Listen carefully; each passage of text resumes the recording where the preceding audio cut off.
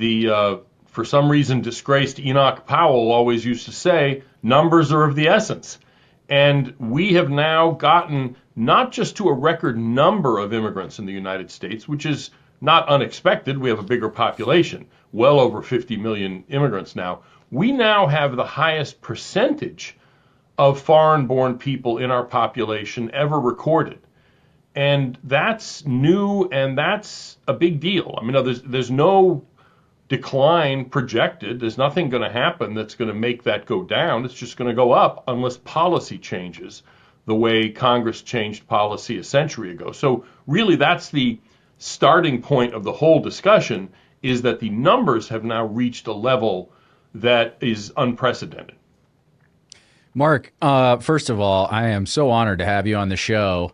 Your writing and work on the topic of immigration is something I've had my eye on for as long as I've been sort of politically aware. And you can correct me if I have this wrong, but you've been at the Center of Immigration Studies for 30 years or so? 30 years. Is that right? Yeah, 30 years this year. I've been doing this before it was cool. Yeah, I guess so. And when I started paying attention to this topic, I grew up in California, so immigration was kind of top of mind as I was sort of going through my formative years in politics. And I would see stuff on Center for Immigration Studies, and I would see it cited, Larry Oster or Steve Saylor or whomever. And at the time, while immigration, as Chris alluded to, was a central feature of American politics, the idea of being against immigration or opposed to mass immigration in the numbers that people were coming in then, let alone how they're coming in now, was something that was kind of on the fringe of politics, both left and right. Now, occasionally you'd have someone like Bernie Sanders on the left, or I remember at one point like the Sierra Club was even immigration restrictionist. But certainly on the right, that idea was, Pat Buchanan and then these sort of fringe internet elements. So I'm wondering, before we get into the meat of, what exactly is going on now? How do we remedy this situation? Can you help explain to our viewers how we got to this point? What was going on in the Republican Party and among conservatives through that long period of time since you started at the Center for Immigration Studies that has kept this issue on the sidelines? I think the basic political fact is that there is a difference of opinion between elites and public on this issue. And that's true in all kinds of institutions. Whether it's labor unions, regular labor union members are much more restrictionist than the labor union institutions. Right. Black organizations are not restrictionist at all, but ordinary black Americans are much more restrictionist than their ostensible spokesman. And you have the same thing, or you had the same thing within the Republican Party as well. So you had really a broad Republican electorate that was uncomfortable with mass immigration. It wasn't really, it was kind of an inchoate thing. It hadn't been given form and shape. I mean, Buchanan did to some degree, but the elite, for want of a better term, the sort of country club element that dominated the Republican Party didn't see it that way. And so you had this elite public divide that helped to drive a lot of bad policy until it got to the point where you had somebody like Trump in 2016 snatch the nomination out from under, 16 or 17 other conventional Republicans who had not picked up this issue that was sitting there on the ground for them to pick up.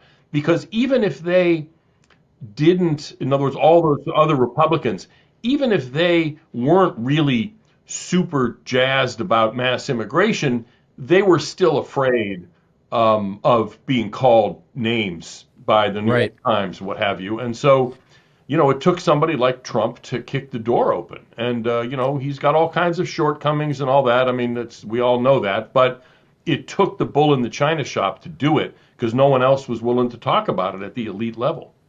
So, and my follow-on question here then is, the prevailing theory, what you would hear about this is the reason there was this mismatch between quote unquote elite opinion on this topic and the base's opinion on this topic is that illegal immigration provided cheap labor. And this was really just at bottom a sort of supply and demand question.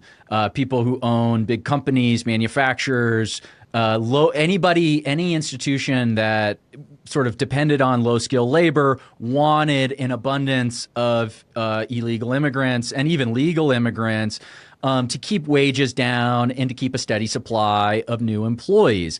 Now, my question is, A, is that story that we've heard over the decades the real story, and or is there something else sort of driving elite opinion on this question? For example, that it's also a way to manipulate the electorate in a certain way that keeps certain factions in power over others, perhaps. And then my secondary question then is something different now? Because just as an outside observer kind of looking at the landscape of immigration, I don't see a very productive illegal immigration force, labor force, that is. A lot of these people seem to be on welfare. They seem very clearly to be a net drain on the economy. So does that old argument about the economic motivations for bringing in illegal immigrants still obtain today? And if not, what now is the reason behind just the massive flooding of immigration? The explanation of immigration is driven by the way it's usually put is the left likes it because it's cheap votes and the right likes it because it's cheap labor. There's something to that. It's just that it's incomplete, I think. Not everything is about money and power, as improbable as that may seem. There is a certain ideological element to it. On the left, obviously, they just don't believe in nationhood and borders, and they actually, in particular, don't believe in our nationhood and borders. But even on the right, there is a kind of, at certain level of the sort of elite level, a kind of post-nationalism or a little bit of, kind of embarrassment about too open expressions of patriotism, and that there's a sense that being against immigration is mean or bigoted, and in the case of sort of WASP folks, it's like none of us, I think, here are WASPs, but there's this sense of, my ancestors were mean to the Irish, and so it's almost like I have to compensate for that, even if they don't think it through that way. So it's not just materialist, because I'm not a Marxist here. It's a combination. Man does not live by bread alone, and immigration is not driven by cheap labor alone. It's a combination of a kind of ideological, or maybe even more accurately, sort of a worldview that sees assertions of American sovereignty as somehow, icky, combined with the fact that, yes, you also get cheap lawn service. I'm quite curious, too, even just for you personally, what brought you into it? What arguments or thoughts? Was it more economic? Was it more cultural? What kind of critiques of the existing immigration system were you seeing at that time that brought you into it? And have those, have the nature of those critiques or the empirical reality, have those changed since you first started really working on immigration? That's actually a good question, because everybody who is on my side of this debate comes at it from different angles. Institutionally, when this movement started in the late 70s, really, in the 80s, it actually was driven by people concerned mainly by environmental or population concerns, along with some driven by social democratic kind of worker rights concerns. I came at it originally out of assimilation concerns. Specifically, bilingual education is kind of what drew me into it. I didn't speak English when I started kindergarten. I was born here, my parents were born here, but they spoke Armenian to us, English to each other, so I knew both. My dad flunked kindergarten because his English wasn't good enough. I didn't, but I didn't speak English, and, when you're 5 years old, especially if you've already watched cartoons and you understand it anyway, you pick it up like this. Kids do that. Bilingual education is what really got my initial attention as being an outrage, both for the immigrant kids themselves, but for the country as a whole, because the whole point of assimilation, the whole point of immigration is assimilation. It's to make these people into Americans. And so that's what drew me into it. Although over time, my conclusion or my approach to it hasn't really changed. That's still a concern. But the way I look at the issue is that all of the concerns, assimilation, workforce, security, welfare, they're all the same thing. They're all different manifestations of the incompatibility of mass immigration with the goals and characteristics of a modern society.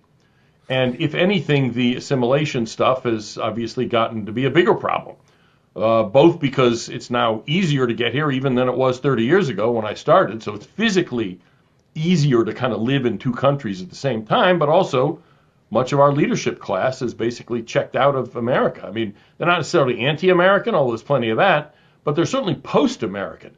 You know, in our schools, our HR departments, you name it. And, you know, why would an immigrant want to become an American when the Americans don't even care about being American?